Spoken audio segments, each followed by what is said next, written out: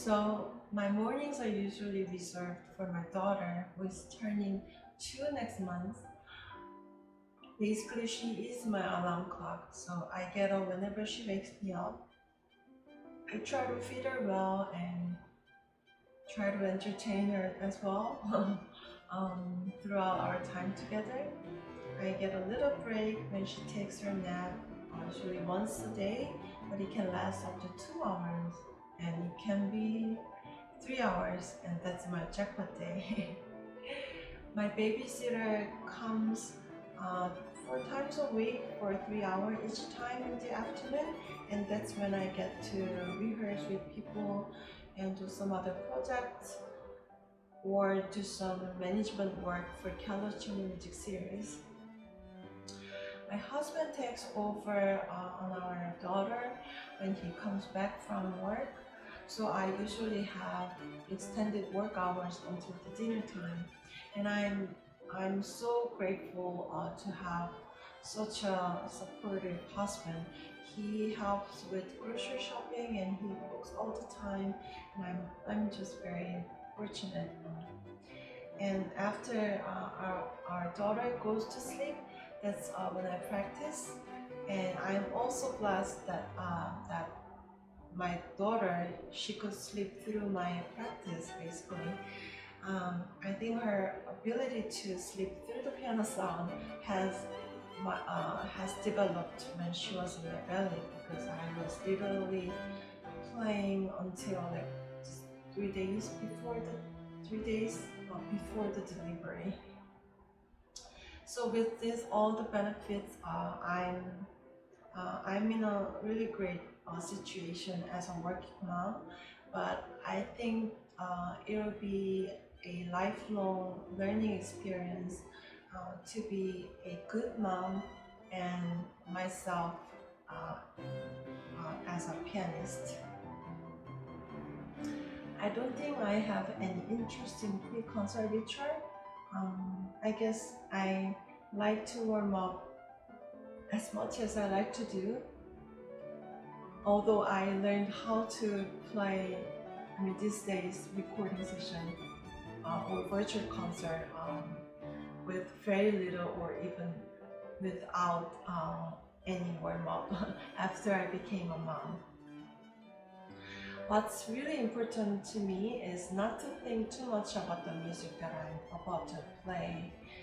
That way, I think I can play the music very fresh, and I don't end up being obsessed with little things or little notes.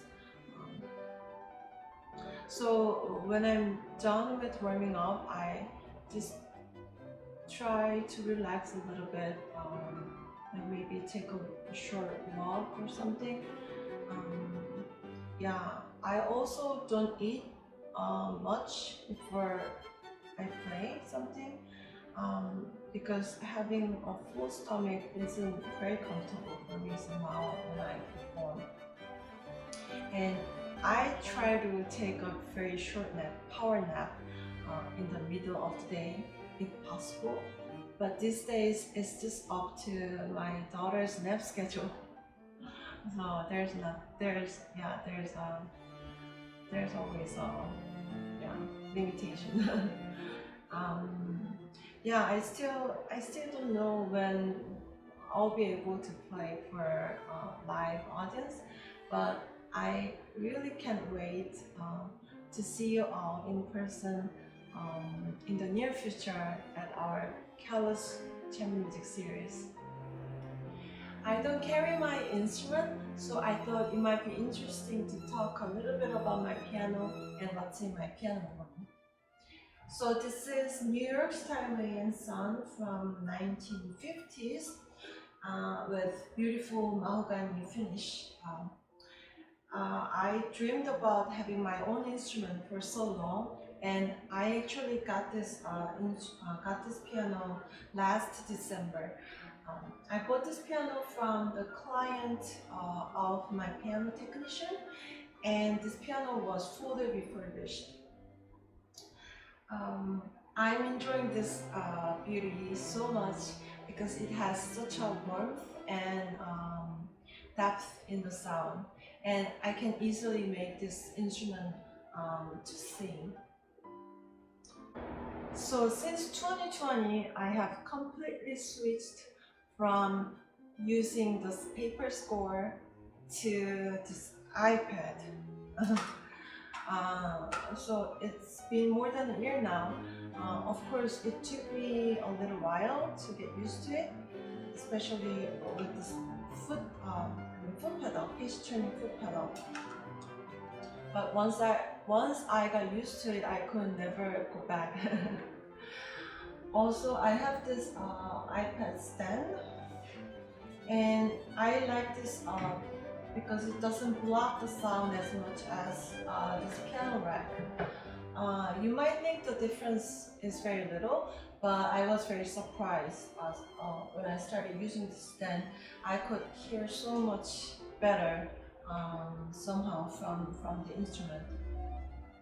And I also have this little humidity and temperature monitor, so I can maintain my piano in a good shape. Lastly, I'll show you something very important for me that is in my piano room. So that is my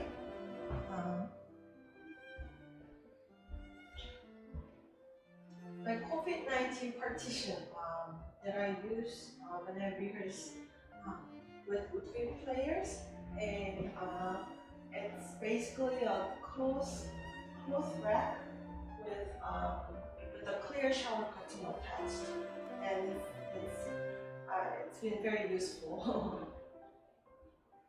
Yeah, I think that's all I have in my room. Yeah.